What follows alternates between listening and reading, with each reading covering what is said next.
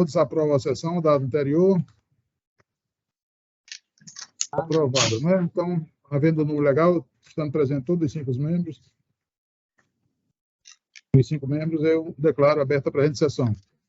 São 3 votos que eu tenho, não é isso? 3 processos? Vamos começar aqui pelo 104. Pois não, eu só adiantando, pode chamar o 104 e o 106, identificar os dois que eu acompanho o relator. O 104 é apelação CIL 0849-508-52-2018. Apelante apelado, Ministério Público do Estado do Rio Grande do Norte, e apelante apelado Maria de Fátima Nunes do Rego Siqueira.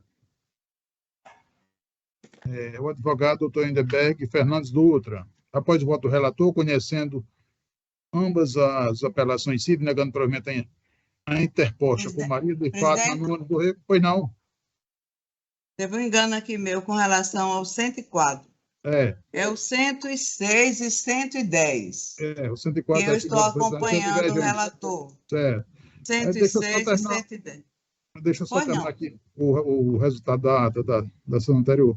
E dando provimento parcial interposto pelo Ministério Público, acompanhado pelo juiz convocado Ricardo Tinoco, e o voto vista divergentes para do Expedito Ferreira, pelo conhecimento e provimento do apelo de Maria de Fátima Nunes Rego, reformando a sentença guerreada e julgando de procedentes os pedidos autorais, ficando prejudicado o apelo do Ministério Público. A desembargadora Maria Zeneide pediu vista dos autos.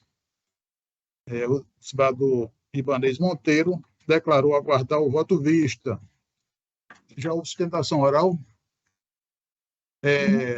Doutor Edenberg está presente?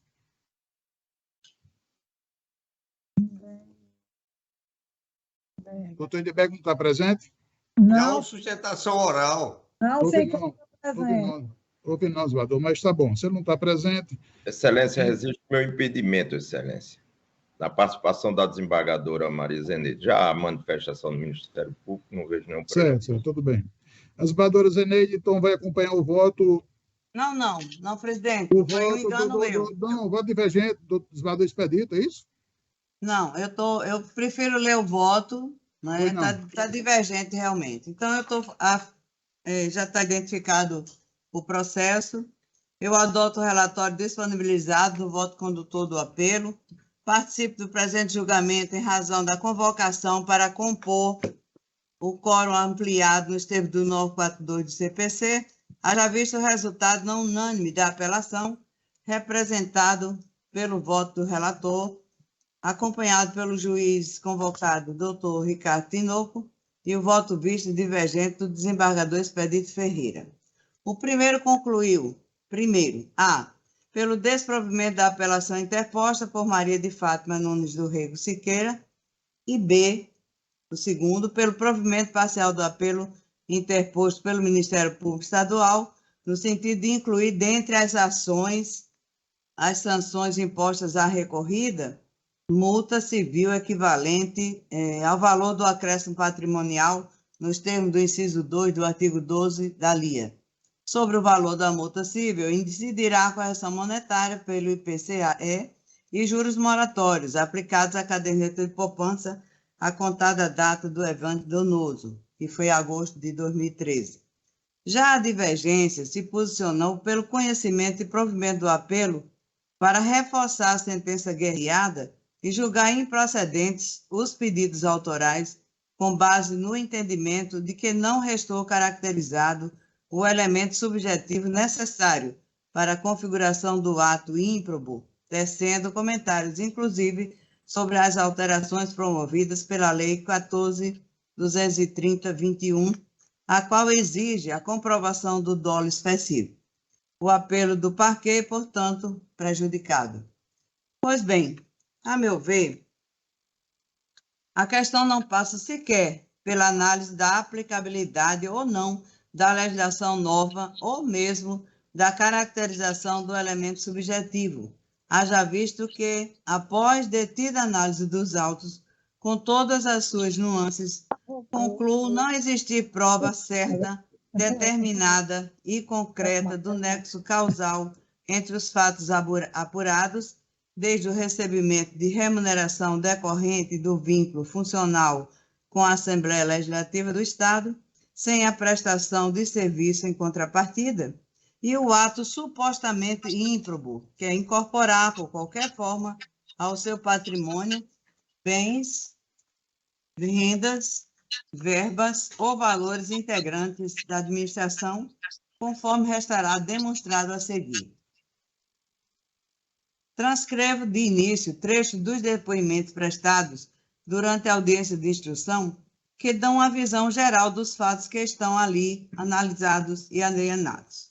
A Kaline Gomes de Araújo Marinho Fernandes, testemunha rolada pela parte promovente, bibliotecária, lotada na biblioteca da Escola da Assembleia desde 2013, na função de diretora, relatou que a biblioteca saiu da sede para o prédio onde funciona a Escola da Assembleia, que a promovida não dava expediente com ela, só a viu uma vez. Esclareceu que a partir de 2013, o setor passou a ter registro de frequência manual dos servidores. Em 2015, foi procurada pela demandada para fornecer um atestado de frequência, o que foi negado. Perguntou a outros servidores se conheciam a Maria de Fátima Rego, e ninguém conhecia. Não sabe como funcionava a escala de servidores antes do início de sua gestão. Não sabe informar se houve um ato formal designando os servidores lotados na biblioteca para outro local. Não sabe se a demandada prestava serviço em outro setor. O Plínio Sanderson Saldanha Monte, por seu turno, relatou que trabalhou na biblioteca até 2017, aproximadamente, e que havia registro de frequência dos servidores, e nunca viu Maria de Fátima Nunes Rego em quaisquer dos prédios. Não sabe informar se ela trabalhava em outro local. Não conhece a fisionomia dela. Tinha conhecimento de alguns funcionários que não frequentavam o trabalho, não participavam dos rodízios e escalas, entre outros. A escala de trabalho era por turno, um turno de manhã e outro à tarde. Quando trabalhava na sede da Assembleia, havia cerca de 6 servidores trabalhando efetivamente na biblioteca, mas não sabe informar o total do número de servidores lotados no setor. Ainda tem o depoimento de Sâmia da Silva Saraiva, que naturalmente isso aí foi disponibilizado, e eu vou chamar a atenção nos negritados.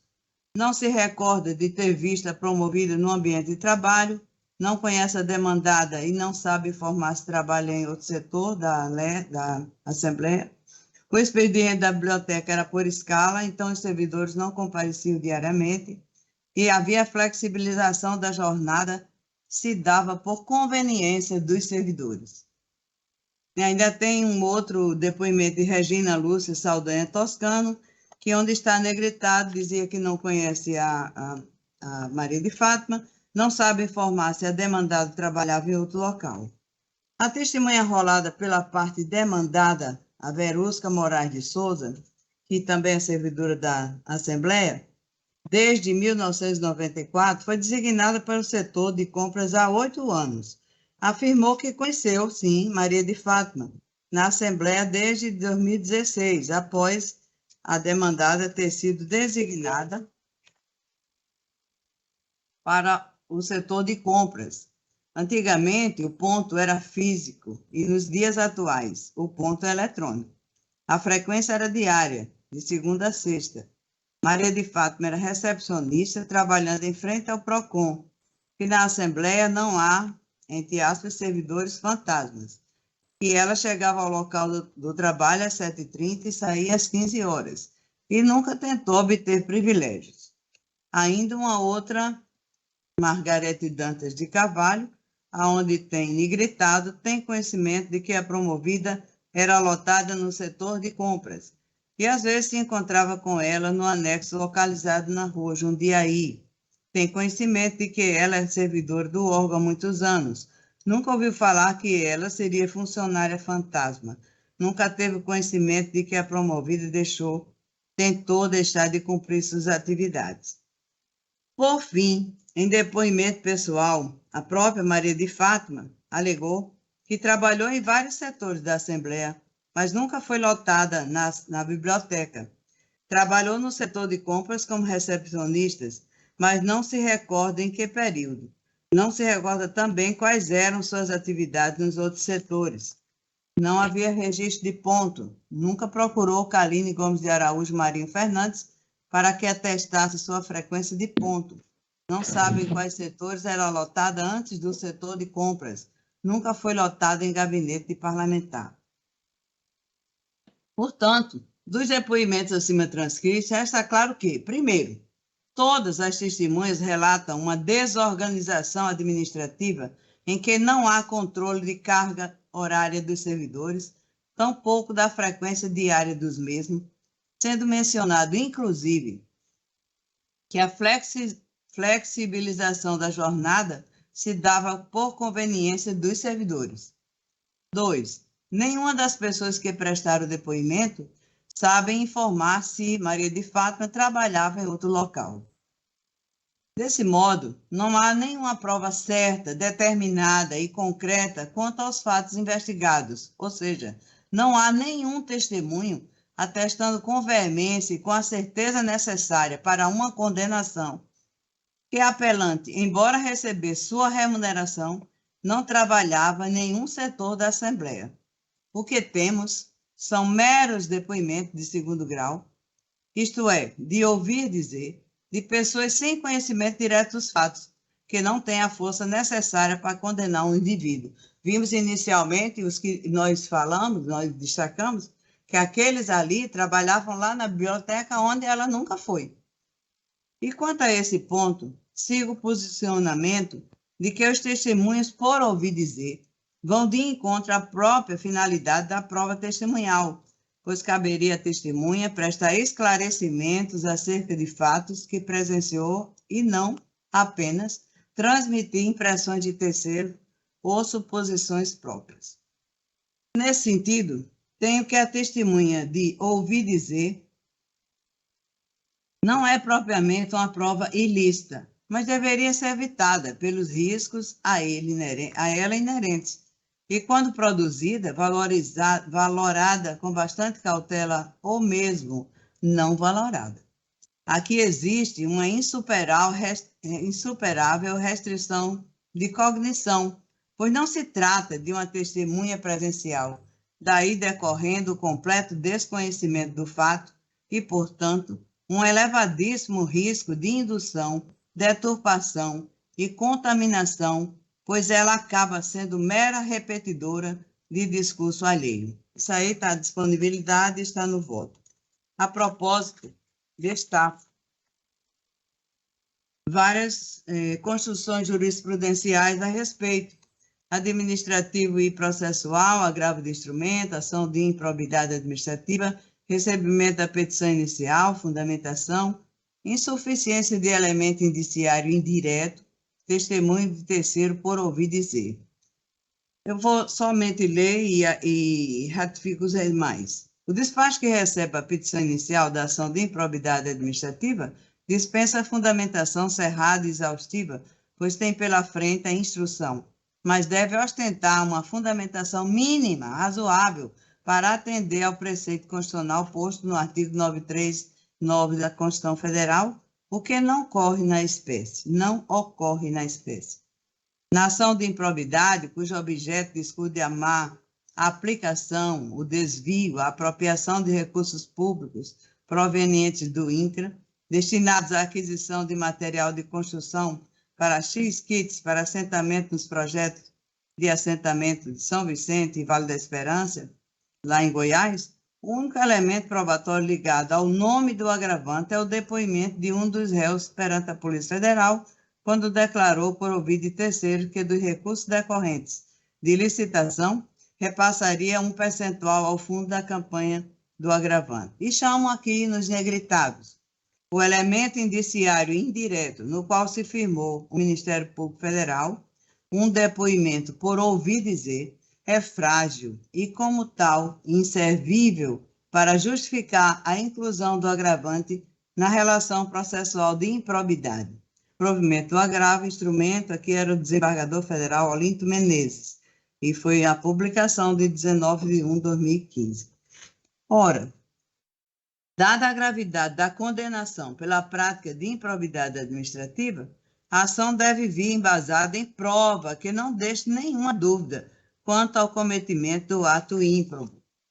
Digo mais, muito embora expoquem pela doutrina alguns arroubos a proclamar a possibilidade de inversão do ônus da prova em ações relativas à improbidade administrativa, por se tratarem de ações coletivas, a mim não restam dúvidas que, inclusive, em virtude das penalidades de mencionadas ações, tendentes a imposições de severas consequências aos demandados, deve prevalecer, sim, deve prevalecer o princípio constitucional da presunção da inocência, posto na Constituição Federal, e, de consequência, ser o ônus da prova distribuído nos moldes do artigo 373 do CPC, ou seja, cumprindo ao autor a demonstração do fato constitutivo de seu direito, no caso, a efetiva prática de ato de improbidade administrativa por parte do demandado.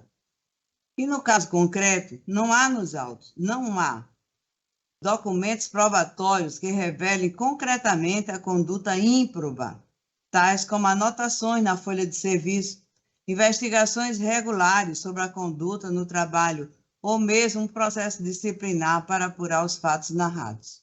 O que há sim, um evidente descontrole por parte da Assembleia Legislativa quanto à carga horária de seus servidores, controle esse que deveria ser efetivo e contemporâneo aos fatos, não se podendo pretender reescrever o passado. Então, nessa linha do meu pensar, destaco as seguintes precedentes, que eu vou apenas chamar os que estão negritados. Verificando que o conjunto de provas existente no caderno processual é frágil para justificar a condenação por atos de improbidade, é imperativa a incidência dos postulados constitucionais da presunção de inocência e da reserva legal em sua maior expressão, para fundar a absolvição pela aplicação da máxima indúbio pro réu por força da insuficiência de provas. No Supremo Tribunal Federal, firmou-se o entendimento de que o princípio da presunção de inocência aplica-se para além do campo do direito processual penal. Isso aí é uma construção do relator Gilberto Lufes e data de julgamento 19/4/22, com a publicação em 4/5/22, bastante recente. Uma outra, a ausência de comprovação da prática de ato ímprobo, aplicação do princípio indúbio pro réu. Este aqui do desembargador federal Ney Belo, agora 23/3/21, terceira turma. Finalizo, pois, fazendo a ponderação de que a ação de improbidade administrativa se submete ao regime da ação penal, inclusive para efeito de exame de provas, donde se conclui que, por ocasião do julgamento do mérito, na ausência de provas certas e robustas, deve prevalecer o princípio do indúbio pro réu, resultando na improcedência do pedido condenatório. E vou mais além. Se essa moça não ia diariamente ao seu serviço, não na biblioteca, como anteriormente foi falado, mas lá no outro lugar, por que, então, ela recebia normalmente os seus proventos? Então, é um caso a investigar, não só a própria administração, os próprios recursos humanos, que nada fez e pagava naturalmente, nunca teve um mês que ela não recebesse o que lhe era devido. Então, é com isso, senhor presidente, voto divergente, com respeito aos demais que pensam diferentemente. É como voto. Então, vota pela improcedência, não é isso, legislador? Sim, sim. Tudo bem. Só que um voto aí um pouco divergente do legislador Expedito, que também votou pela improcedência. Legislador Ibanez, como vota? Presidente, o direito punitivo de natureza penal ou civil não pode sancionar, o direito punitivo sancionador não pode punir, não pode condenar por presunção, dedução ou ilação. Eu prefiro aplicar essa regra do direito penal ao direito civil, que tem sanções severas.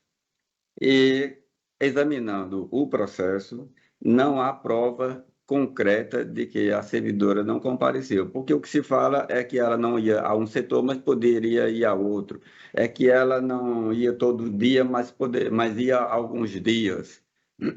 Fala-se, não há registro de ponto, e podemos dizer que o registro de ponto não pode fazer a prova negativa. Eu não posso provar que você não compareceu, se não havia registro de ponto, para registrar os dias que ela compareceu. Então, a sentença deduziu que ela não compareceu porque não tinha o registro de ponto adotado pela repartição, pela Assembleia. Então, é uma condenação baseada em dedução. O voto divergente, o voto vista da desembargadora Zeneide, transcreve essa fase instrutória com os depoimentos em que fazem referência ao comparecimento ou à ausência de comparecimento em algumas ocasiões à Assembleia. A Assembleia pode, por muito tempo, creio que sim, foi desorganizada nesse aspecto de controle de frequência, como era no período, na época que essa servidora estava em atividade, várias outras repartições públicas também. Além disso, a Assembleia adota também que a assessoria parlamentar pode prestar serviços fora do prédio, da sede da Assembleia. Eu não sei em que situação essa servidora estava lotada e qual a designação de atribuições e funções para ela. De modo que concordo com a conclusão da desembargadora Zeneide de que aplicar as sanções, reconhecer a prática de ato de improbidade e aplicar as sanções previstas na lei de improbidade correspondem a uma condenação por presunção. Daí porque eu voto pelo provimento do recurso para julgar improcedente a pretensão formulada na ação civil por ato de improbidade administrativa. Ok, desembargador. Desembargador Expedito, a tese de Vossa Excelência é um pouco diferente. Vossa Excelência se acosta a essa da desembargadora Zeneide? Sim, mas nesse sentido, pelo improvimento, né, Eduardo? Tá certo, tudo bem. É Essa o mesmo questão está no sentido. Supremo, que ainda não foi decidida. Se já tivesse decidido, eu acompanharia a decisão do Supremo. Mas como está lá, se aplica o direito sancionador ou não, Quase, e não foi quase decidido total, né? ainda, então eu vou manter o meu voto, mas A maioria. fica por maioria dando provimento ao recurso para julgar improcedente, né? Vencido eu, Positivo. É a conclusão doutor Ricardo. final. O desembargador Expedito fica relator para o acordo. Ok? Ok. Agora vamos, desembargadora Zeneide, é o 100, desembargadora? 110. Jaqueline, qual é a outra participação? O 106, o 106 e o 106. E 110. E o 110, senhor presidente, Vossa Excelência anuncia aí a identificação, mas eu sigo o relator. Certo, apelação, o 106, apelação civil 0811 579/77/2021. Apelante Wesley Rocha da Silva e apelado Claro S.A. O 107 é o mesmo, também é claro, né? É o mesmo assunto, né? É o 110, senhor presidente. Ah, certo. É o O 106. 110. Doutor Marlon Adriano, está presente? Tá, Jaqueline? Só um minuto. Não. Presente. Doutor Marlon? Não está presente. Não está presente. 106. Após o voto do relator, conhecendo negando provimento do apelo, acompanhado pelo desembargador Expedito, e o voto parcialmente divergente do desembargador Cláudio Santos, foi determinada a convocação de outros jogadores. O desembargador Zeneide já se pronunciou dizendo que acompanha o relator. Relator sou eu. E, desembargador Ibanez, como vota? Concordo com o voto do relator, presidente. Pronto. Então, conhecendo e negando provimento ao apelo. O 110, seu presidente, o 110 eu acompanho a divergência. 110. O 106, tem algum outro depois, não? O O 110. 107, não? Só o 110. Eu estou acompanhando a divergência, o 110. Certo. 110. Apelação CIV 08 160 67 2021. Apelante Eric Guilherme de Freitas Tavares e apelado Clara S.A. Doutor Marlon Adriano, está presente? Não está presente. O relator é o desembargador Cláudio Santos. Aqui diz o seguinte: após o voto do relator, conhecendo dano parcial provimento ao recurso e os votos parcialmente divergentes do desembargador Expedito Ferreira e Cornélio Alves, foi determinada a convocação de outros jogadores. Então, a desembargadora Zeneide já comunicou que acompanha a divergência, né? Acompanha a divergência, sim, senhor. E o desembargador Ibanez, como vota? Eu concordo com a divergência. Eu divido também do relator. E ainda registro, presidente, que esse apelante tem várias apelações nesta sessão desta semana. Pronto, é verdade. Então, aqui fica assim, a primeira Câmara Civil, em turma, por maioria de votos, conhece e nega provimento ao recurso, não é isso? Nos termos do voto, quem vai ficar para os votos do expedito, né? Que fica como relator. Do voto da divergência, né? Do voto da divergência, que o voto do expedito fica como relator. Não é isso? O voto do expedito. Isso. Está dizendo que é do... Pronto. Então, pronto. Fica vencido o relator, que dava parcial provimento, não é isso? E o 106, Excelência? Já Qual? concluiu? Qual? O Presidente, 106? presidente, Pois não. os que eu tinha para julgar eram esses três, da ampliação de quórum. Aí eu vou pedir a Vossa Excelência que eu estou noutra sessão. Muito obrigada. E quando precisar, pode me chamar. Nós que agradecemos. Tchauzinho. Tchau. Jaqueline, a Sim, Zeneide já ela acompanha o 106 e o desembargador Ibanez também, não é assim? Também. Estou dizendo, a participação dela é encerrada, não é isso? Encerrada. Agora vamos os que têm o desembargador Ibanez. Eu tenho um advogado aí que está presente, o doutor Ricardo Tinoco. É o 96, agora instrumento 08-08-891-13-2021. 96. Ah, 76 já foi, tudo bem. Não cabe. Não cabe sustentação oral, está certo. O 97, o doutor Cláudio Santos. Esse é o Apelação CIV 08-27-211-12-2022. Apelante Francineide Martins do Nascimento. E apelado Clara S.A. Doutor Marlon Adriano, está presente? Não, Excelência. Após o voto do relator, conhecendo dano parcial provimento ao recurso e os votos divergentes do Expedito Ferreira e Ricardo Tinoco, foi determinada a convocação de outros jogadores. Valdo Ibanez. Concordo com o voto do relator. Do relator? Do relator, sim. Está certo. Tudo bem. E eu também acompanho... Não, o 97, o relator é Cláudio Santos. É isso, Valdo? Acho que sim. Isso. Cláudio Santos. Eu acompanho a divergência. Só um instantinho, deixa eu confirmar, por favor. Confira aí. Acho que está... Essa matéria, presidente, será limpa nome. Eu disse errado. Perdão. Eu discordo do voto do relator. Tá certo. E eu também. Então, o voto do relator conhecendo... Não, o voto da divergência, conhecendo dano parcial provimento ao recurso, né?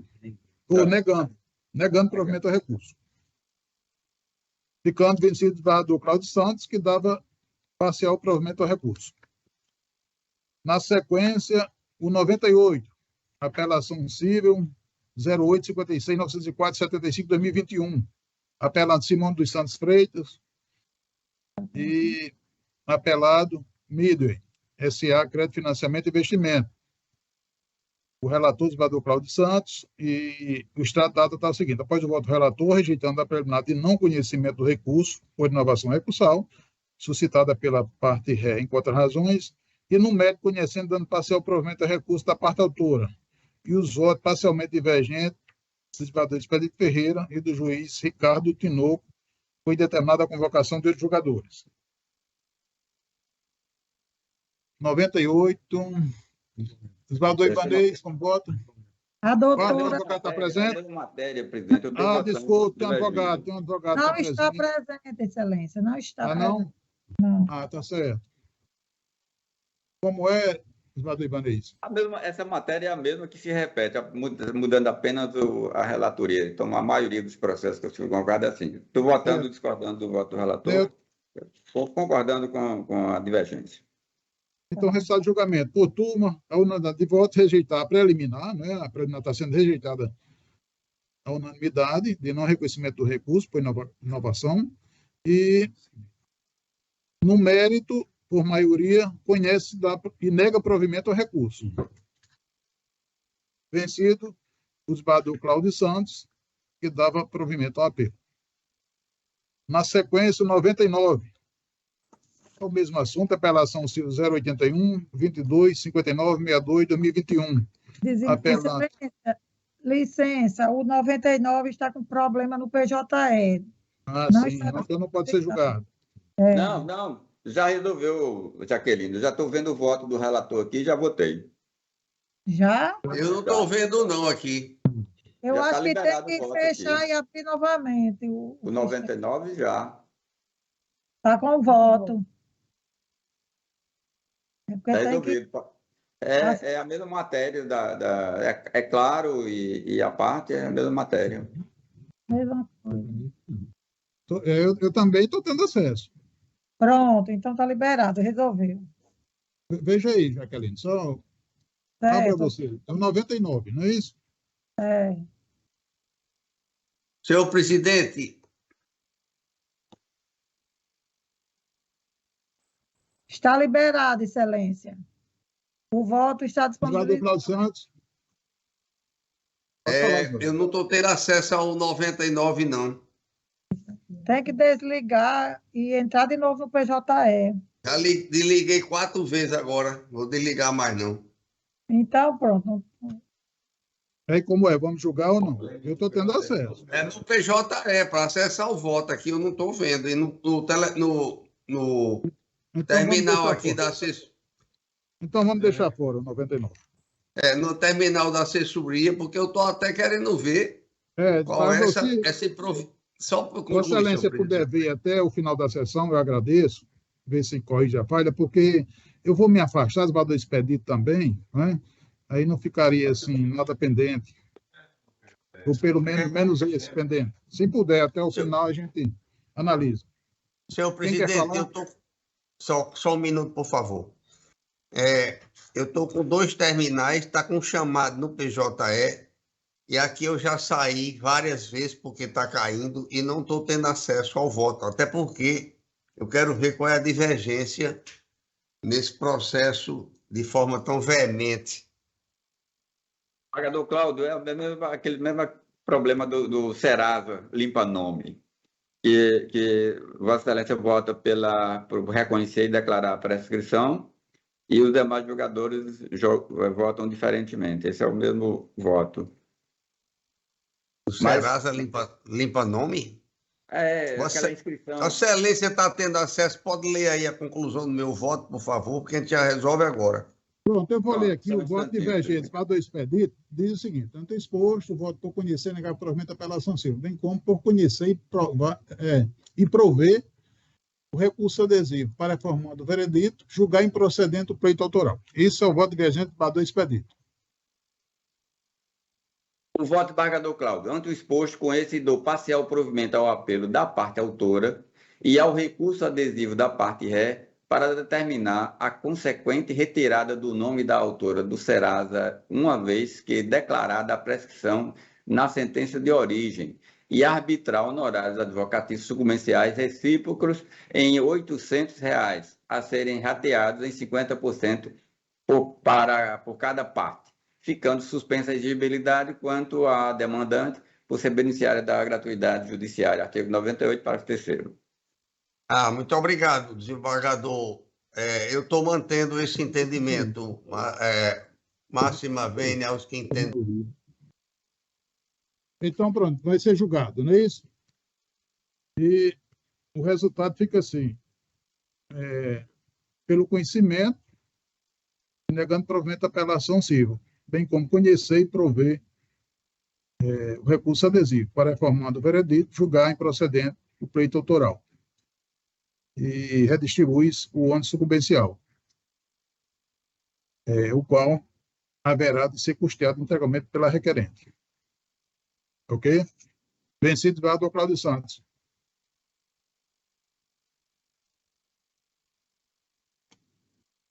Na sequência, número 100 já foi, é isso? Jaqueline? O 110 já foi. O 110 já foi. O 100? Processo da relatoria de do expedito. Apelação civil é o número 100, 08-20-256-72-2021. Apelado Banco BMG S.A. e apelado Maria Célia da Silva. Após o voto do relator, endossando-se a comparecência ministerial, conhecendo, julgando provido o recurso, acompanhado pelo desembargador Cornélio Alves, e o voto divergente do juiz convocado Ricardo Tinoco. Foi determinada a convocação de 8 julgadores. Desembargador Ibanez. Licença, excelência. A advogada não se encontra presente. Sim. Concordo com o voto do relator. Quem está faltando votar? Deixa eu ver. 100. É meu voto que não aparece, presidente. Só meu voto que não aparece. Desembargador Cláudio Santos. Relator. Senhor presidente, o meu monitor aqui em que aparecem os votos tem caído sistematicamente. Mas nesse caso eu estou acompanhando o relator, porque aí está indo da primeira Câmara para o plantão judicial. Certo. De forma que eu estou com uma dificuldade enorme aqui. Então, o resultado é o seguinte: conhece e julga provido o recurso. Eu estou acompanhando o relator. Tem um voto divergente do juiz Dr. Ricardo Tinoco. Somente o dele. Dr. Ricardo Tinoco, 101. Apelação civil 08-53-904-09-2017. Apelando Clara S.A., Embratel TV Sat e apelado Marcelo de NP de Jesus ME. Marcelo Nazaré Pai de Jesus. O advogado doutor João Vitor de Paiva está presente? Não se encontra presente. Após o voto do relator, conhecendo parcialmente e nessa extensão, dando parcial provimento ao recurso, acompanhado pelo desembargador Cornélio Alves, e o voto visto divergente do desembargador Cláudio Santos, pelo conhecimento e provimento do apelo. Julgando totalmente procedente a demanda, foi determinada a convocação de 8 julgadores. Está faltando... Senhor presidente... O voto do expedito. Senhor presidente, pois não. Pela ordem, eu gostaria de apenas fazer uma ponderação na discussão da matéria a respeito dessa questão. A Embratel... Fica à vontade. Consistente aqui num levantamento de um vendedor de plano de TV, claro, pela Embratel, o condenou em lucro cessante dele de R$1.030. É um vendedor de plano e chegou-se ao volume numa perícia de R$3 milhões. Era uma microempresa, aliás, uma empresa individual. A renda bruta de uma empresa dessa, total, não chega a 0,1% desses valores que vieram. Então, achei uma ação temerária, porque como se esse vendedor deixasse de vender nos meses seguintes, todos os planos, 25 mil planos de... Eu estou dizendo um número aleatório, mas é em torno de 20 e tantos mil. De venda de televisão a Claro, em aquela televisão privada. Não é? De maneiras que eu vejo que há realmente um grande equívoco na decisão. A perícia constatou um valor absurdo e a situação chegou a um ponto em que, com toda franqueza, se trata aí de uma posição que requer uma reflexão. Quantitativo se mostra demasiadamente excessivo na hipótese, momento diante do fato que a entidade postulante detém a categoria de microempresa, que o faturamento anual não pode ultrapassar R$360 mil pela lei de microempresa. Então, o que ele quer é lucros cessantes e uma penalidade pela quebra do contrato. Eu acho que houve a quebra do contrato, mas não houve esse prejuízo futuro que está tentando se evidenciar, não é? Então, apenas para registrar como é do meu feitio, da minha personalidade, essas considerações a respeito desse processo número 101. Daí o meu voto divergente, máxima vênia. Senhor presidente, por gentileza, como eu sou o relator, eu gostaria de também, muito rapidamente, apresentar uma justificativa do voto diante Fique à vontade. da bem lançada divergência, sempre bem lançada divergência do desembargador Cláudio. Senhor presidente, assim como o desembargador Cláudio, e tenho certeza os demais componentes desta Câmara, eu também tenho muito cuidado com relação à verba indenizatória, seja ela de que natureza for, ou seja ela decorrente de dano material propriamente dito, ou dano emergente, ou lucro cessante, exatamente para que o valor não se mostre exorbitante e desarrazoado. Então, eu tenho a mesma preocupação externada pelo desembargador Cláudio. O que ocorre é que, nesse caso específico, a perícia feita chegou realmente a um valor estratosférico, um valor exorbitante, mais de R$3 milhões. E, da análise que eu fiz, da prova que foi produzida, realmente esse valor não se mostrou adequado. Então, eu estou na mesma linha do desembargador Cláudio, entendendo que houve exorbitância. Ocorre que a ausência da percepção dos valores que teriam sido necessariamente decorrentes dos contratos de compra e venda dessas assinaturas não foram adimplidos ao demandante. E aí o critério que eu utilizei no voto foi reduzir a bem menos da metade o valor a que chegou a perícia para fixar no que ele pediu na inicial. Porque alguma baliza o julgador precisa ter. Eu não poderia fixar num valor que eu particularmente considero correto. Porque aí eu estaria decidindo subjetivamente. Estaria decidindo, penso eu, de uma forma a não encontrar uma explicação objetiva no processo. Então, se a perícia se mostrou desarrazoada, o critério objetivo que eu utilizei foi o valor fixado na inicial, que representa bem menos da metade, ainda que seja alto. De fato é alto. É R$1.030.000, porque o processo é antigo, incidiram indexadores econômicos, correção monetária, juros de mora, e foram muitos pacotes de venda realizados sem pagamento. Então, para não fixar um valor situado na minha subjetividade, o critério que eu encontrei foi o valor apresentado pela própria parte autora na inicial. Estou só justificando a razão para não parecer que passou desapercebido de minha parte o montante alto que realmente, como bem colocou, bem apontou o desembargador Cláudio, e eu concordo, realmente foi apresentado no processo. Mas precisamos ter uma baliza. E, por força disso, eu fiquei limitado ao que foi pedido na inicial. Era só, senhor presidente, só justificando o voto.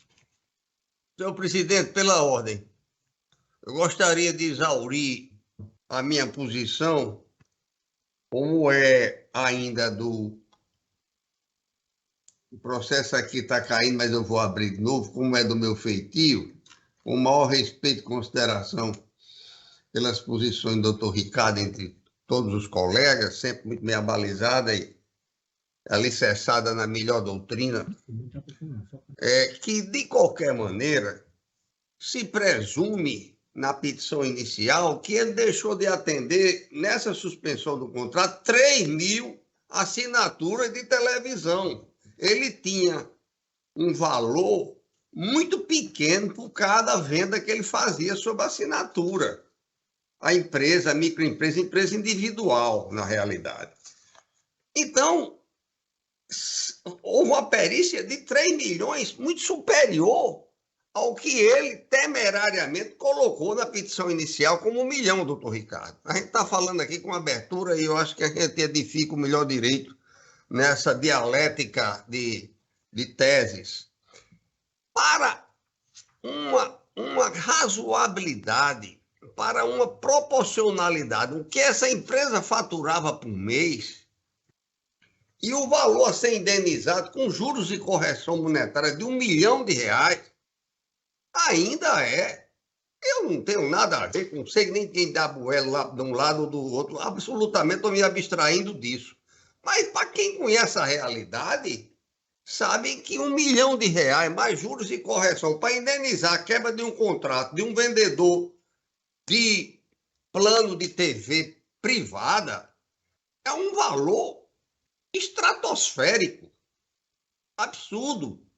Eu apenas me deixei levar pela a suspensão do contrato. É uma coisa natural nessa atividade. É uma empresa individual, uma empresa grande, um vendedor que vai vender na rua, pelo telefone ou o que seja, plano de assinatura da TV Claro, que aqui em Natal tem 25.000 assinantes, me parece. Porque essa discussão já houve, já tal. Então,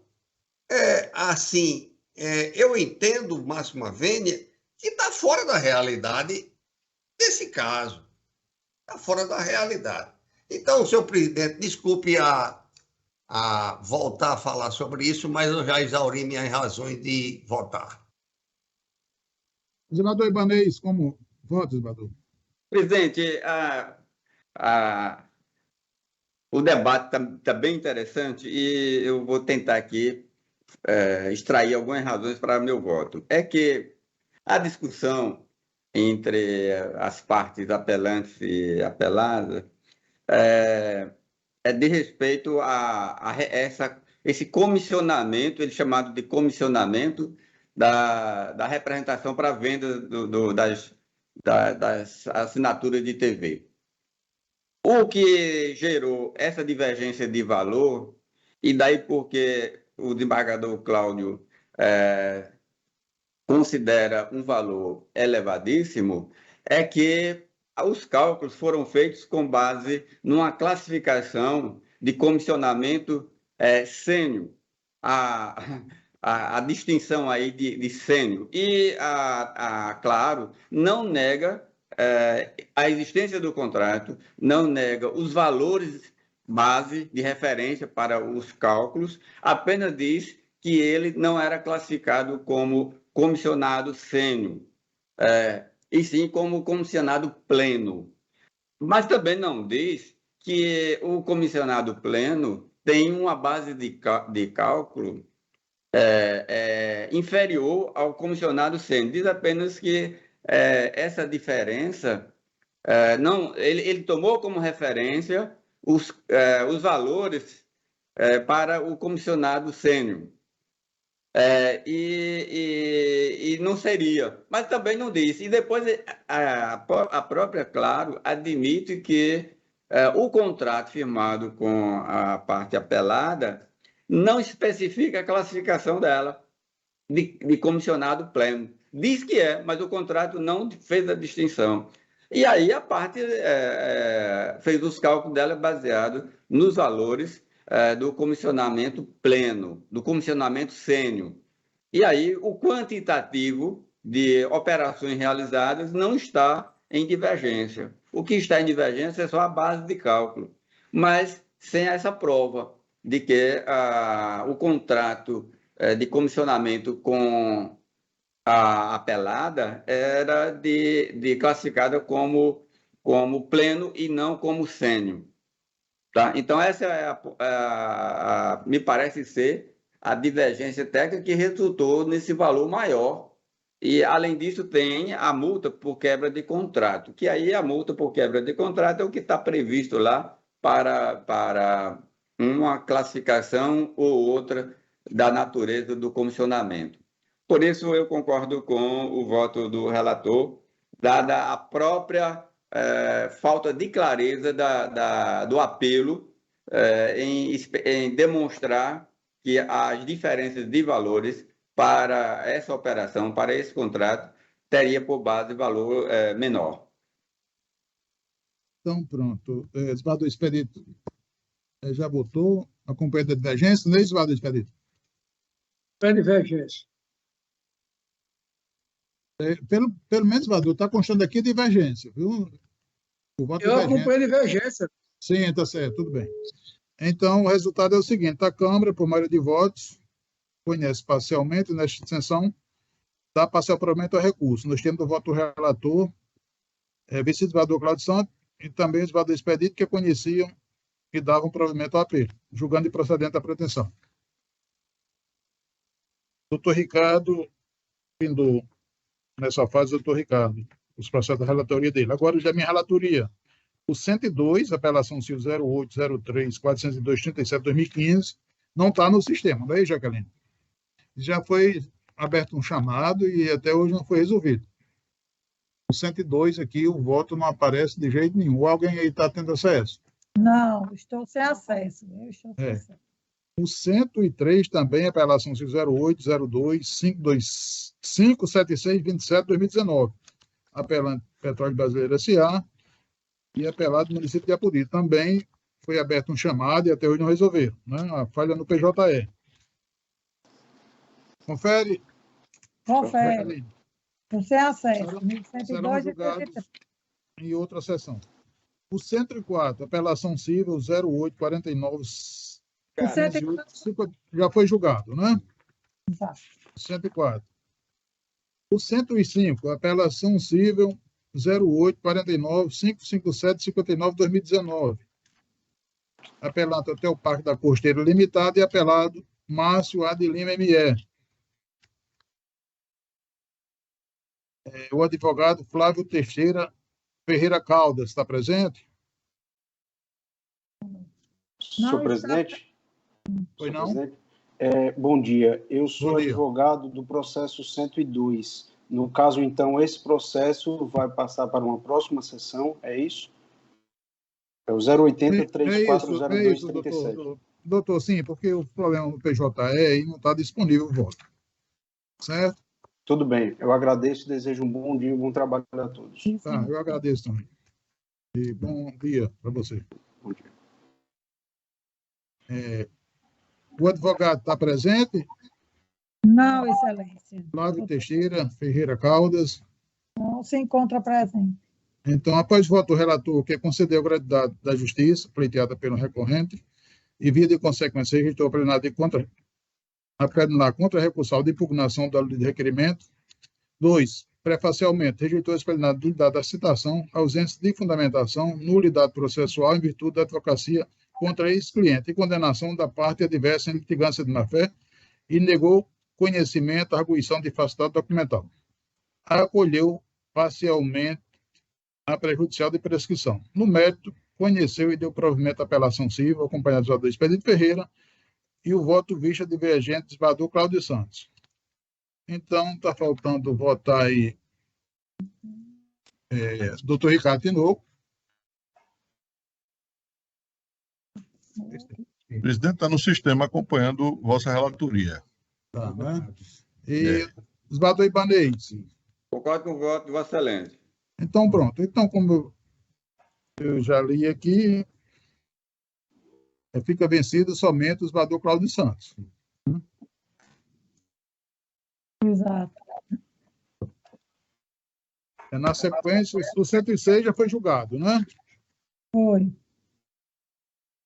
O 107 Apelação CIVO 0809-685-66-2021. Apelante Mônica Maria Oliveira Faustino. E apelado Claro S.A.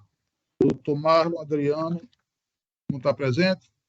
Não se encontra presente. Após o voto do relator, conhecendo e negando provimento da apelação, acompanhado pelo desembargador Expedito Ferreira e o voto divergente do desembargador Cláudio Santos, foi determinada a convocação de outros jogadores. Está faltando o doutor Ricardo Tinoco. Senhor presidente, meu voto foi parcialmente divergente. Certo. Jacqueline, vamos confirmar aqui o PJE, só ver se está no sistema.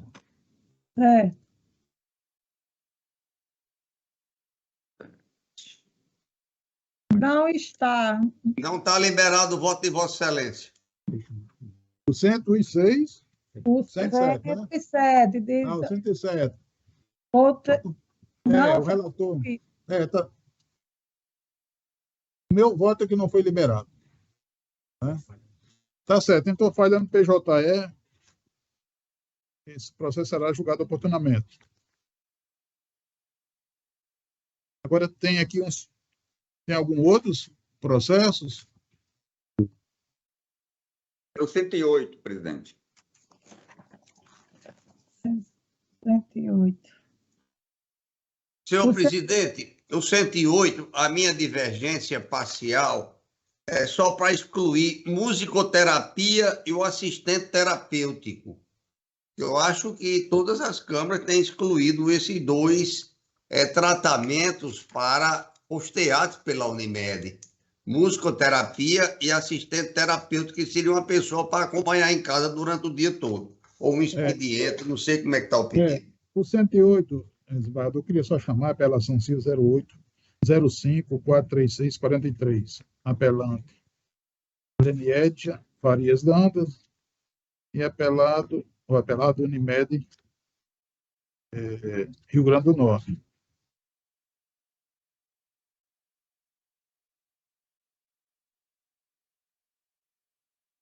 Aqui está faltando votar. Desembargador. Aqui, chamada a julgamento e ratificado o voto condutor pelo relator, no sentido de negar provimento ao recurso da parte ré e dando provimento ao apelo da parte autora, o que foi acompanhado pelo desembargador Cornélio Alves e Expedito Ferreira. O desembargador Cláudio Santos solicitou o retorno dos autos ao gabinete para reanálise do seu voto, à luz dos argumentos trazidos da sustentação oral pelo advogado Renato Marés. O desembargador Ibanez pode votar agora, se quiser, desembargador. A sustentação oral já foi feita. Senhor presidente, Foi não.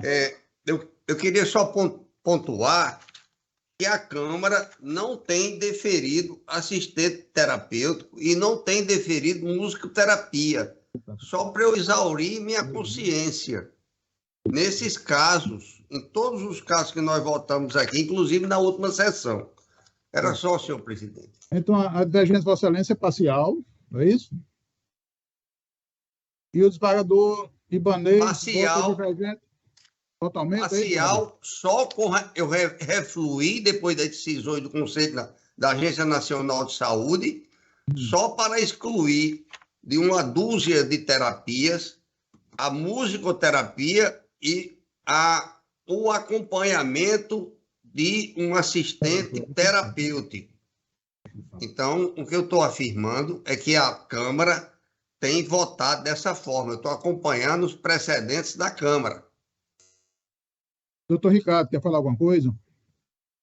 Presidente, eu gostaria só de esclarecer um ponto que me parece que ficou um pouco confuso, talvez, e aí reconheço que tenha sido em razão da própria forma como o juízo de primeiro grau formulou o seu dispositivo.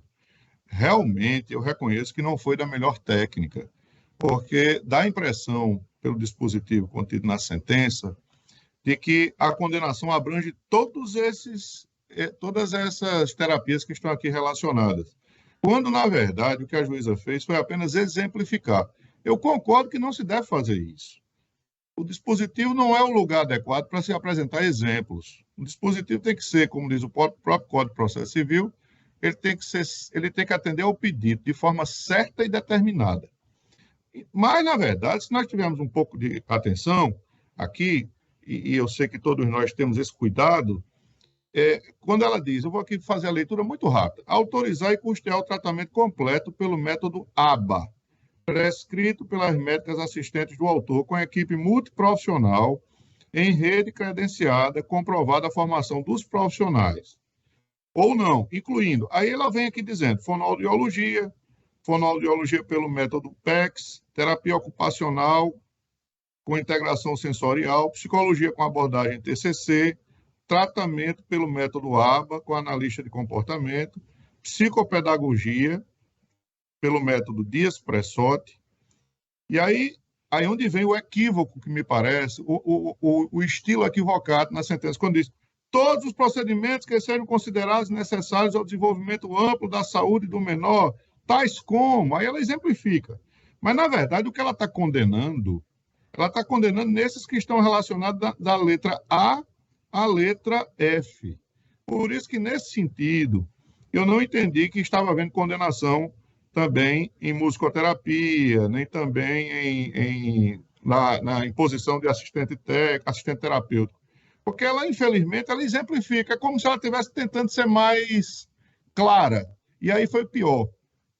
Tentando ser clara, ela complicou a compreensão do dispositivo. Mas, na verdade, o caráter impositivo da decisão está da letra A, porque é aí onde ela elenca. É da letra A à letra F. Eu estou apenas justificando o voto, porque eu também tenho a mesma preocupação do desembargador Cláudio. Musicoterapia, nós não condenamos. Não condenamos aqui em musicoterapia, e apenas no particular do assistente terapêutico, eu tenho tido alguma cautela, desembargador Cláudio, porque eu recebi aqui alguns laudos, eu vi que em alguns casos excepcionalíssimos, às vezes a criança está em situação de risco. E o acompanhamento do assistente terapêutico, por exemplo, há casos de autismo do mais alto grau, em que a criança pode correr risco, por exemplo, de dano físico, e, às vezes, até de natureza irreversível. É preciso ter um acompanhamento mesmo, uma pessoa presente. Por isso que eu tenho orientado aqui a assessoria no gabinete de analisarmos caso a caso. E, não obstante, eu concordo com Vossa Excelência de que a regra é que nós não devemos conceder, até porque não é uma profissão que esteja totalmente regulamentada, né? E, às vezes, existe dúvida se esse profissional é habilitado. Eu entendo que essa preocupação de Vossa Excelência é muito, muito correta, e eu estou na mesma linha. Agora, há casos em que a criança, estando em risco, nós devemos ter um pouco mais de cautela. Mas, voltando ao caso concreto, me parece que a sentença só condena da letra A à letra F. E, infelizmente, por um certo preciosismo, o dispositivo teve esse excesso aí, exemplificativo, no final, que não é do melhor estilo. Estou só justificando porque eu votei assim, senhor presidente, era só. Senhor presidente, eu quero voltar ao assunto porque é um assunto palpitante aqui na Justiça e em todas as câmaras cíveis. A sentença julga parcialmente procedente para A. Autorizar e custear o tratamento completo pelo método ABA, prescrito pelas médicas assistentes com equipe multidisciplinar em rede credenciada, incluindo fonoaudiologia e estimulação em linguagem, 40 minutos, 3 vezes por semana. 40 minutos dia, 3 vezes por semana. B, fonoaudiologia pelo método PECS, já sai do ABA, 40 minutos dia, 5 vezes por semana. Terapia ocupacional com integração sensorial, 40 minutos dia, 3 vezes por semana. Psicologia com abordagem TCC, 40 minutos dia, 3 vezes por semana. Tratamento pelo método ABA para analista de comportamento, 20 horas por semana. 20 horas por semana. Eu estou com a pena dessa criança muito grande. Fecho parênteses. Saiu de novo aqui meu negócio. Saiu do ar aqui quando eu estava lendo, senhor presidente, o PJE. Presidente, desembargador Cláudio, enquanto o seu sistema... Não, eu quero ler a condenação. Eu quero ler a condenação. Fique à vontade, mano. Só enquanto o sistema volta, eu posso fazer um comentário? Vossa Excelência pode fazer todos os comentários, mas a presidência é do desembargador Cornélio. Mas Vossa Excelência está com a palavra. Permissão. Vossa Excelência está com a palavra. Tá, desembargador Cláudio, presidente, o meu comentário a respeito dessa questão é: se nós definirmos assistente terapêutico em ambiente residencial ou família ou escolar, como os pedidos são formulados, não há limitação de horário. Significa dizer que na execução, no cumprimento dessa decisão, a parte irá exigir a presença 24 horas desse. Além disso, se há outras terapias, uma delas de 20 horas. Não, eu quero urgência, de 20 horas. Durante essas 20 horas, o assistente não pode estar interferindo, porque a criança está fazendo terapia com fonoaudiologia, com psicólogo, com psiquiatra. Não dá para fazer, não precisa do assistente terapêutico. Pelo menos teria que limitar. Daí eu fazer uma sugestão, uma proposição ao desembargador relator, doutor Ricardo Tinoco, para prover parcialmente o recurso apenas para afastar essa redação que tornou polêmica a conclusão do voto da relatora. Se o próprio relator concorda que o dispositivo do voto da sentença, a parte positiva, impõe condenação de letra A a letra D, a letra C, e o restante foi apenas como que exemplificativo, nós poderíamos prover parcialmente o recurso para afastar essas obrigações exemplificativas e ficar só no dispositivo. Até porque não se justifica, não há uma justificativa da parte autora de que a criança está nessa condição excepcional que precisaria do assistente terapêutico de forma plena e integral. Então, senhor presidente, pela ordem, queria continuar a leitura aqui do dispositivo de condenação. Já voltou. Pois não, Oswaldo, palavra. Pois não, tratamento pelo método AVA para analista de comportamento, 20 horas por semana, onde eu parei. Psicopedagoga pelo método Dias Pressotti, 40 minutos, 3 dias por semana. Aí ele faz uma reticência e diz: todos os procedimentos, é a condenação, todos os procedimentos que sejam considerados necessários ao desenvolvimento amplo da saúde do menor, tais como, exemplifica, dentro de todos, ele exemplifica os tratamentos e exames por profissionais especializados em psicologia, fonoaudiologia, psicoterapia, pedagogos, musicoterapêutica, neurologistas, laboratoriais e outros, por tempo indeterminado, até que sobrevenha nova avaliação médica que indique a descontinuidade do tratamento, que requer sessões de consulta, que exceder as 40 horas. Tá? Ele impõe um limite. Mas o que eu quero dizer é que a minha preocupação, doutor Ricardo, é com as outras decisões. E como Vossa Excelência falou, com muita propriedade, o Código diz que as sentenças, no caso também os acórdãos, devem ser líquidos, o mais líquidos possíveis, certo, determinado. Então, eu apenas aqui, para não demonstrar má vontade, estou excluindo somente musicoterapia e o assistente, que é uma pessoa para ficar na casa com a criança. Nós temos 2.000 casos aqui na Unimed do Rio Grande do Norte. Aí querem mais uma pessoa para ficar em casa com a criança, um terapeuta para acompanhar, um assistente terapeuta, uma pessoa para ficar com a criança ou, enfim, o adulto autista. Então, eu tenho muito cuidado com esse aspecto. Estou apenas acompanhando os precedentes de Vossas Excelências. Não estou divergindo em nada. Então, senhor presidente, já alongamos demais, a chuva continua e eu estou aqui, já terminando. Senhor presidente, muito rapidamente, senhor presidente, depois da intervenção com o induvidoso brilho de sempre do desembargador Ibanez, eu compreendo que nós podemos prover parcialmente o recurso da apelante, do ponto de vista formal também, exatamente para decotar essa parte exemplificativa que, de fato, como me parece ser o pensamento unânime da turma, essa parte representa o desvio redacional contido no dispositivo da sentença. Porque, de fato, da linha A à linha F, não existe condenação em musicoterapia. Então, não existe dissenso em torno disso. Poderá haver esse tipo de dissenso se for mantida essa parte exemplificativa e, de forma muito apropriada, Badu Ibanez já apontou, e eu quero, em razão dessa intervenção por ele realizada, me acostar a ela para, de fato, excluir formalmente da parte dispositiva do julgado que eu digo de primeiro grau, aquilo que apresenta apenas caráter exemplificativo, mas pode gerar esse tipo de confusão, inclusive por ocasião do cumprimento da sentença, após o julgamento em segunda instância.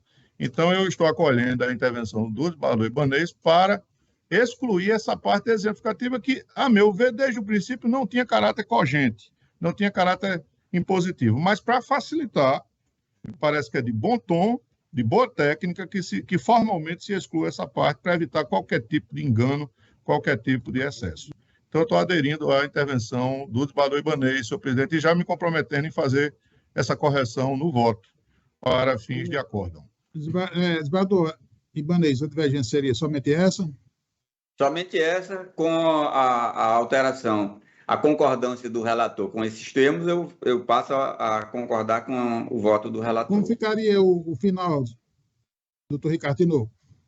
Senhor presidente, fica a condenação mantida até as alíneas, abrangendo as alíneas de A a F, somente isso. E essa parte final, que corresponde a todos os procedimentos que sejam considerados necessários, isso é excluído do voto certo. Dessa relatoria. Certo? O senador Cláudio Santos permanece com a divergência? Sim. Com relação à Unimed, eu também estou dando parcial provimento, exatamente porque ela impugna, né? Essa parte. Então, senhor presidente, é nossa tarefa rever as sentenças que nos forem trazidas em grau de recurso. E o meu voto está posto, né? Vejo que agora a posição do relator ele é até mais abrangente do que meu voto, de maneiras que eu, com essas considerações, facilmente adiro à posição do relator. O senador Expedito também adere? Senador Expedito. Já tinha votado com o relator, Badu. Houve uma mudança do relator. Adere ao voto do relator? Não voto aberto ainda não, mas não. Só tinha aquele que eu votei no relator. Não, desembargador Cornélio, presidente, ele já tinha concordado com o relator na redação anterior. E nesta, eu também vou concordar, que tenha concordado, e vou concordar com a mudança do relator. Então, o doutor Ricardo, fica o seguinte, dá parcial provimento ao recurso da Unimed, é isso? Exatamente, para excluir a parte exemplificativa que foi aqui mencionada, tanto por Badu Ibanez e ratificada por mim e pelos demais. Aí dá provimento da parte autora? A da parte autora em relação às letras A a F da condenação, certo. Né? Porque a Unimed não queria nada, presidente. Não queria nada. Não queria que fosse nada concedido. Então... A unanimidade. Fica concedida, fica conhecido e provido o recurso da autora para aquelas terapias que estão elencadas nas alíneas A e F. A a F. Então, a unanimidade. Perfeito. 109, parece que não vai ter condição, né, Jaqueline? O PJE não está disponível. Problema no PJE. Vossa Excelência vai ter que deixar a eleição e voltar aqui. Verdade. Agora vamos para... O 95, Excelência. Né? 95? Não é o 3, não, Jaqueline, não dá para isso. O 3, Badu Cláudio Santos, declarado instrumento 0802-96262. Presidente, eu penso que eu terminei minha convocação. Sim, foi mesmo, Badu. Muito obrigado, viu? E Vossa Excelência que sempre comparece aqui, com certeza, né? Virá outras vezes. Até a próxima. Sempre que Vossa Não Excelência... estarei mais como presidente, vai ser a minha despedida hoje. Ah, é? Que a próxima sessão é virtual. Quem assumirá a presidência? O desembargador Cláudio Santos já foi eleito. Já foi eleito, tá? Então, parabenizo o desembargador Cláudio Santos pela eleição à presidência. E torço para que Vossa Excelência... Como Vossa Excelência não será mais o presidente, eu vou ficar à disposição dele. Não fico mais à disposição de Vossa Excelência, não, aqui. Me dará grande alegria a presença de Vossa Excelência nesta Câmara, como sempre, em todos os setores e em todas as horas. Muito obrigado. Um abraço, doutor Herbert. Um abraço também. Jaqueline, depois eu passo... Um abraço, para você. Desembargador. Desembargador, obrigado. Então, esse 3 que... Desembargador Cláudio Santos não cabe sustentação oral. Desembargador Pois não. O 95 das sustentações anteriores não foi chamado, porque foi logo para extensão em virtude do desembargador. Eu chamo já. Pronto, a advogada está falando aqui no... eu chamo já. O 3 não cabe sustentação oral. O 7, agravo do instrumento 0801 952 80 2022. Agravante Carlos Assunção Moraes, Guilherme Monteiro e outros. E agravado APEC, Sociedade Potiguar de Educação. Paulo de Souza Coutinho, está presente?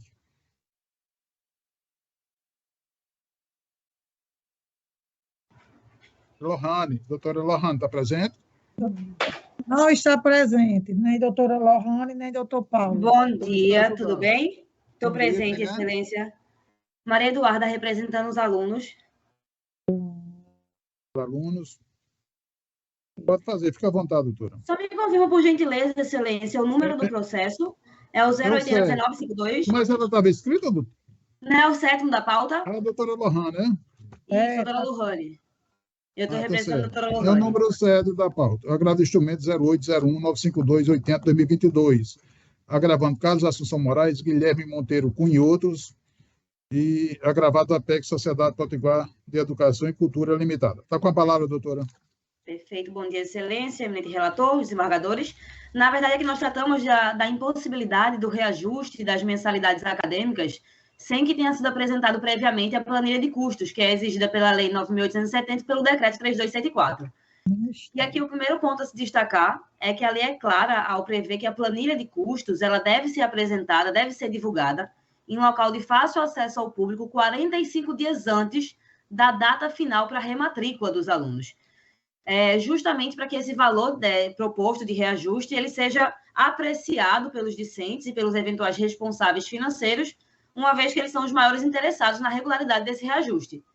Então, ainda que a faculdade tenha apresentado nos autos do agravo a planilha de custos, essa planilha ela foi apresentada sob sigilo, não foi divulgada aos discentes. Então, ainda que houvesse a regularidade desses números apresentados, não houve a ampla divulgação dessa planilha de custos a fim de possibilitar esse reajuste, a implementação desse reajuste. Não foi cumprido esse requisito.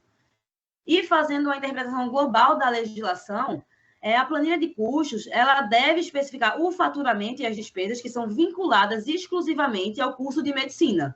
Tanto é assim que o parágrafo 1º da lei, do artigo 1º, ele define que o valor da anualidade ele deve ter por base a última parcela da anuidade legalmente fixada no ano anterior. Ou seja, se nós temos em universidades são fornecidos diversos cursos, diversas graduações, é fato que os custos relativos a determinada graduação devem ser suportados pela mensalidade do respectivo curso. Então, a mensalidade do curso de medicina, ela deve arcar com as despesas que são vinculadas ao curso de medicina exclusivamente. E é justamente por isso que uma eventual planilha apresentada pela universidade com os dados relativos ao custo global da instituição, que englobe os diversos cursos da instituição, ela não serve para justificar o reajuste das mensalidades de medicina. Não foi apresentado nos autos uma planilha que especifique os custos da graduação de medicina, que especifique as despesas da graduação de medicina. Foi operado um reajuste, não foi divulgada a planilha de custos com esses dados de medicina. Então, a ausência dessa planilha, que preencha todos os requisitos legais, ela impede o reajuste das mensalidades por si só.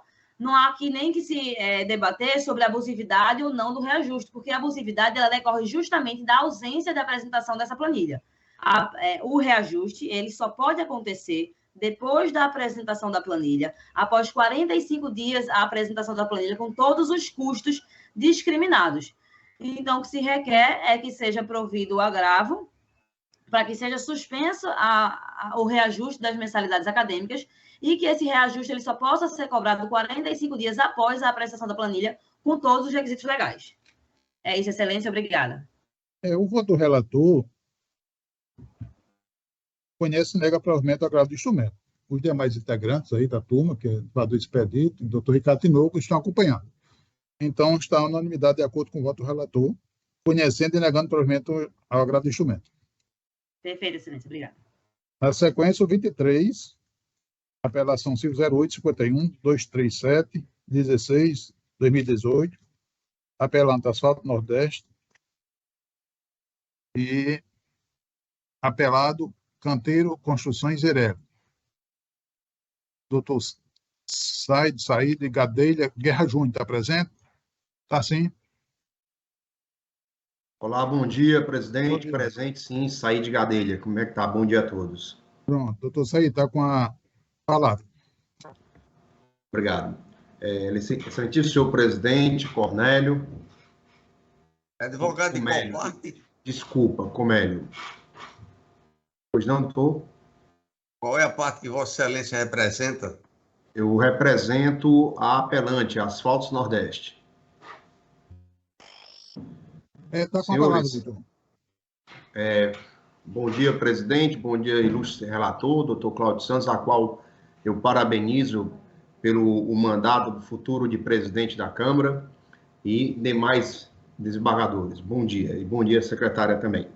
Bem, a ação se dá na questão de uma apelação dos embargos à execução, onde a sentença que está sendo questionada trabalhou a seguinte situação e que vou ler o dispositivo a qual estamos questionando. O principal positivo é o seguinte, em que as duplicatas que são representadas pelas notas 24.439, 24.441, 24.442, 24.443, 24.444 e 24.445, segundo a sentença, elas não possuíam certeza de exigibilidade, pois inexistem nos autos a comprovação da entrega de mercadoria. Bem, por tal razão, a sentença dos embargos excluía as duplicatas referentes que faziam vínculo a estas notas fiscais. Senhores, realmente, no decorrer do processo, o que ocorreu foi que a explicação para esta turma de apelação é que a forma de que se faz a distribuição do produto asfalto, essas notas fiscais se davam por complemento de carga, tá? E nesse complemento de carga não havia uma nota de entrega específica, mas sim aquela mesma nota foi devidamente recibada por o preposto da apelada. Ocorre que a apelada ela se fez valer, desta realmente houve, de reconhecer, houve uma pequena falha na hora da comunicação, tanto na execução quanto também na impugnação dos embargos, mas acontece que, em sede de apelação, né, a apelante trouxe ao conhecimento dos autos a informação a qual ela já havia colocado lá na contestação, onde, no ID, nas páginas do processo em PDF, de página 7 à página 20, onde trouxemos no corpo da apelação a comprovação de todas as da entrega dessas notas, né? A comprovação da carga de todas as referentes a essas notas e as duplicadas. Então, por força do artigo 435 do CPC, que permite a juntada, desde que preenchida os requisitos necessários, a juntada de documentos na apelação, nós acreditamos que a presente apelação trouxe subsídios necessários, que realmente houve a prestação do serviço, que realmente ficou de forma indubitável que o serviço foi entregue, ou seja, a carga, o produto asfáltico, ele foi devidamente entregue à empresa Canteiros. E nesse sentido, entendemos que há a necessidade de reforma da sentença, tendo em vista que foi trazido aos autos a comprovação da efetividade da entrega, ou seja, excluindo aí a falha apresentada pela empresa Canteiros, que, diga-se passagem, quedou-se inerte na apresentação de suas contras-razões, e, nesse sentido, ela simplesmente não veio mais aos autos para tratar sobre o assunto, ou seja, aquilo que ela havia colocado como sendo uma falha, como se colocando dúvida na devida entrega do produto, nós, quando fizemos a apresentação da apelação, comprovamos que houve a efetividade, ou seja, que aquelas duplicadas referente às notas fiscais que foram postas na sentença, elas devem sim permanecer sim na cobrança da execução, no processo original de execução. Então, senhores, levando em consideração o preceito e o conceito e o princípio da boa-fé processual, entendemos que a apelação deve ser devidamente provida. E você ouviu os votos do relator e também dos que acompanharam, referente ao voto no plenário virtual, né?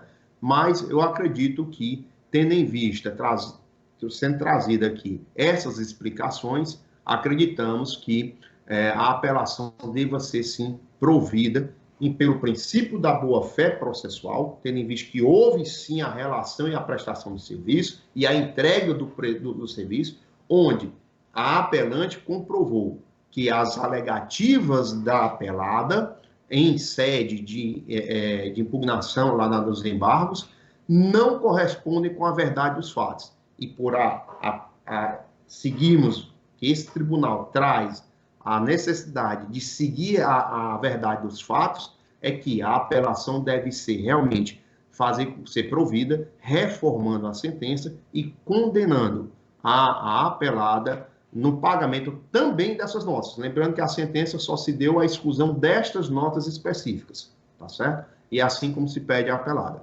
Agradeço desde já. Senhor presidente, eu vou retirar o processo de mesa, porque realmente esse processo eu examinei, fiquei em dúvida, e vou verificar essa questão meramente formal da juntada desses documentos a posteriori para poder exaurir a minha consciência no caso. Então, eu vou tirar o processo de mesa para reexame. Ok, desembargador. O processo é tirado de mesa para exame, constante que o advogado já fez a sustentação oral. Na sequência, agora o processo... Eu agradeço, presidente, muitíssimo obrigado, uma boa semana a todos, e muito obrigado, doutor Cláudio Santos, pela a forma de proceder. Não, jamais poderia requerer algo diferente de Vossa Excelência. Um grande abraço e um bom dia. Tudo de bom a todos. Bom dia. O 60, grave interno em apelação civil 0002453 68/2007.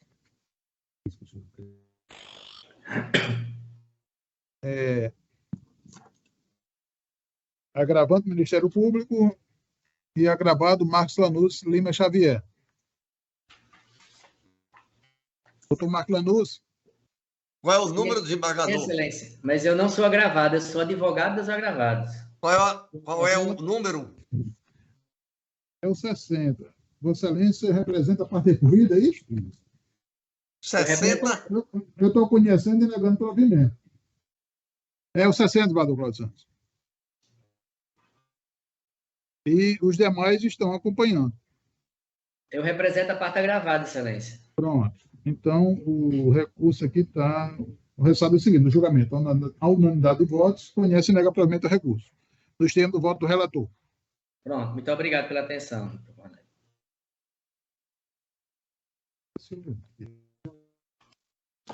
Maria Emília. 33, é só lembrar, viu, Jaqueline, que não cabe sustentação oral. Quem embarca a declaração, o quê? Ok, não cabe. Ainda algum processo ainda, Jaqueline? É o 62. 62. 62 de apelação civil 08 13 764 88 2021. Apelante apelado Sebastião Santana e apelante apelado Plano Investe. Maria Emília Gonçalves de Rueda, está presente? Não, não está presente, excelência. Então, está julgado. A unanimidade de votos, conhece do recurso e no mérito da provimento parcial ao apelo da UP Brasil, né, e dá provimento a interposto pelo autor. Nós temos voto relator, a unanimidade. Tem o 95 agora, Jaqueline? Exato, 95. 95, o relator desembargador Expedito Ferreira, agravo de instrumento 08 020 12 53 2022. Agravante Cristiano Alves de Melo e agravado Felipe Fontes Ribeiro Alves de Melo, Luciana Fontes Ribeiro Alves, Manuela Fontes Ribeiro Alves de Melo. Doutora Iane Moreira dos Santos, está presente? Sim, excelência. Está com a palavra, doutor. Bom dia, senhor presidente. Bom dia, senhores desembargadores. O presente agravo ele foi interposto em face da decisão que indeferiu o pedido de tutela para a redução dos alimentos dos menores. Em suas razões, o agravante ele demonstrou que da data em que os alimentos foram fixados, no ano de 2017, para a data atual, houve uma evidente alteração na realidade do alimentante e da genitora e também das necessidades dos menores. Por consequência, houve uma alteração no trinômio necessidade, possibilidade e proporcionalidade. Isto porque, como é fato incontroverso nos autos, a visitação do genitor, estabelecida no processo de divórcio em 2017, desde o ano de 2020, ela passou a ser em semanas alternadas. E no processo de divórcio, era em finais de semanas alternados. Com isso, a convivência dos infantes na casa do pai passou de 4 dias por mês para 15 dias. E, em contrapartida, na casa da mãe, ela passou de 26 dias para 15 dias. Vejam, excelências, que apenas com base nesse motivo já há uma evidente alteração das necessidades dos menores para manutenção na casa da genitora. Haja vista que há uma redução no tempo de convivência, implica na redução de custos com alimentação, energia, enfim, com tudo. E, em contrapartida, essas mesmas despesas elas são aumentadas no período em que os menores ficam na convivência do pai. Deve ser enfatizado que a pensão alimentícia ela foi fixada em benefício dos menores e deve acompanhar também a realidade e a necessidade deles. De modo, é certo que na época do divórcio, o custo da residência da genitora era extremamente maior, por passar a maior parte dos dias com ela. Todavia, desde o ano de 2020, esses custos reduziu, ao passo que aumentou para o pai. Mas não é só isso. Também as despesas do agravante, ela aumentou em razão do fato de ter constituído uma nova família, de ter tido uma nova filha, e assim também houve essa alteração da questão da capacidade financeira dele. Deve ser também analisado que a capacidade financeira da genitora, ela também alterou desde a época do divórcio. Quando do divórcio, ela não tinha praticamente rendimento próprio, de modo que absolutamente todas as despesas dos menores eram pagas pelo agravante. Todavia, a genitora também refez a sua vida. E hoje ela tem atividade laborativa que permite não só se manter, mas também manter e ajudar nas despesas de seus filhos. A exemplo de uma empresa constituída e ativa em seu nome chamada Ribeiro Alves Negócios Imobiliários. Portanto, a capacidade financeira da genitora ela foi modificada para melhor, o que se coaduna até mesmo com a planilha de despesas que ela junta no processo, cujos custos são inerentes claramente a uma pessoa com poderio econômico. Já as despesas das crianças, não houve nenhuma comprovação. Em se tratando de obrigação e sustento dos menores, ela é comum aos genitores e não pode esse encargo ser suportado somente pelo pai, sobretudo quando o outro genitor também possui capacidade contributiva completamente superior daquela que detinha no momento em que os alimentos lhes foram fixados. Por fim, com relação à redução da capacidade financeira do agravante, observa também uma excessiva redução mensal dos seus rendimentos. Como se viu, a genitora, em suas contrarrazões de agravo de instrumento, ela direcionou todos os seus esforços para demonstrar que não houve redução dos rendimentos tributáveis do agravante, que são aqueles decorrentes de prolabore. Todavia, essa não é a única e nem a maior fonte de renda do agravante. É possível perceber que os rendimentos não tributáveis, que são aqueles decorrentes da distribuição de lucros das empresas em nome do agravante, sofreram uma redução impactante. Como foi demonstrado nas declarações de imposto de renda, do ano de 2017, esses rendimentos anuais eram 170 mil, e no ano de 2021, que foi quando ele ajuizou a ação para a redução dos alimentos, ela caiu para 42 mil. Com base nesses motivos, é que o agravante acredita e pede o provimento do agravo do instrumento. Obrigada. Vereador Cláudio Santos, quer falar alguma coisa? Ô, Osvaldo Expedito? Não, não fala nada não, Excelência. O meu voto já está cansado, né? Então, aqui está o seguinte. A Câmara, em turma, a unanimidade de votos, sem dissonância com o parecer ministerial, conhece e julga provido em parte o recurso para reduzir o valor dos alimentos para o patamar dos salários mínimos, mantendo a obrigação in natura no esquema do voto do relator. É o resultado. Obrigada, Excelência. Não. Os processos, agora, tem mais não é? Tem não, Excelência. Processo com sustentação oral, tá bom. Pronto, senhor presidente. A parte judicial está encerrada. Pois não, Osvaldo Cláudio. Aquele processo que eu me tirei de mesa, eu vou retirar de pauta, porque Vossa Excelência, embora não vote no processo, o desembargador do expedito vota. E para que não fique emperrado, para a nova composição examinar o processo. De acordo? Então, retirar de pauta, não é isso? De pauta. 23. Pronto. Encerrada a sessão judicial, vamos passar à sessão administrativa. As proposições. Propõe moção de congratulação à senhora Nádia Maria Rebouças, esposa do desembargador João Rebouças, pela passagem seu natalício que ocorreu no dia 21 de agosto. Todos aprovam? Ministério da Costa, Excelência. A mesma moção para Meire Lúcia Rosado Saraiva, esposa do desembargador Saraiva Sobrinho, pela passagem seu natalício que ocorreu no dia 22 de agosto. Todos concordam? Aprovam? Também, senhor presidente. Excelência, da mesma forma. E outra proposição também para a desembargadora Zeneide, né, que ela vai completar anos, vai mudar de idade aí no dia 7 de setembro, que está bem próximo. Todos aprovam? Me acordo, Excelência, pessoalmente. E por fim aqui, moção de agradecimento ao doutor Hélio Pereira, está terminando o mês, e ele vai nos deixar por enquanto, né? É isso, Excelência. Só agradecimento, parabenizar Vossa Excelência pela direção da Câmara até o presente mês, né? E saudar o novo presidente, desembargador Cláudio, um ritmo de trabalho muito bom, uma hora dessa nós já terminamos uma pauta enorme, né? Com um processo muito objetiva. Excelente. Julgamento Parabéns. e extensão, não é que demora mais. Perfeito. E, por último, quero comunicar, como já falei aqui, que hoje será a minha última sessão em que fico como presidente da Câmara, né?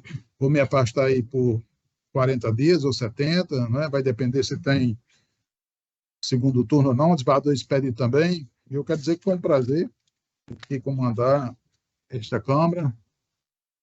À frente aí o desembargador Cláudio Santos, quem vai assumir, e em breve retornarei, né? Primeiro para resolver esses processos pendentes, que são poucos, e depois me ausentar por um tempo aí maior, né? Até enquanto dura esse processo de afastamento. Então, foi um prazer muito grande e espero vê-los em breve. Um abraço a todos. Aproveitar o ensejo para desejar muito sucesso a Vossa Excelência, ao desembargador Expedito, na condução lá do Tribunal Regional Eleitoral, em relação às atividades que dizem respeito à presidência, à vice-presidência e à corregedoria eleitoral nesse período bem específico correspondente às eleições deste ano.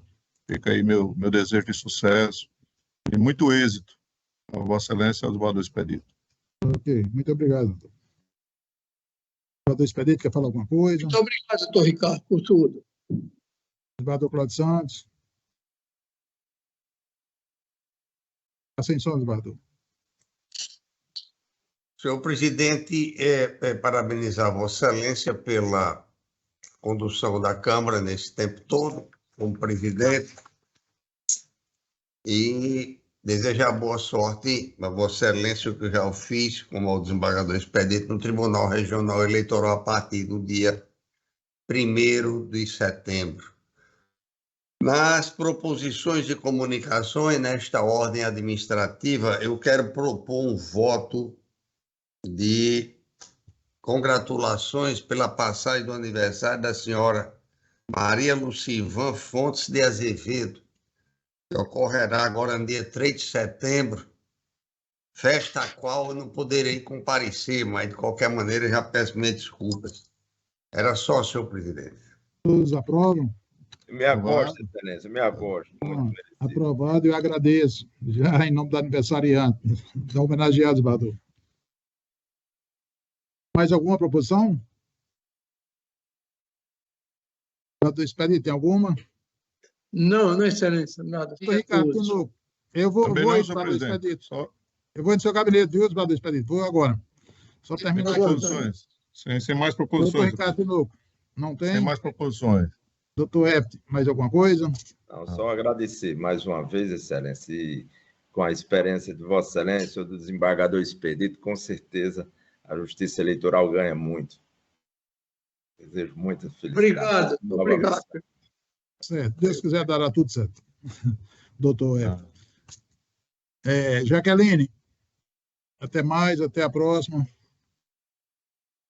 Até. E bom dia para todos. Bom trabalho. Obrigado por tudo aí.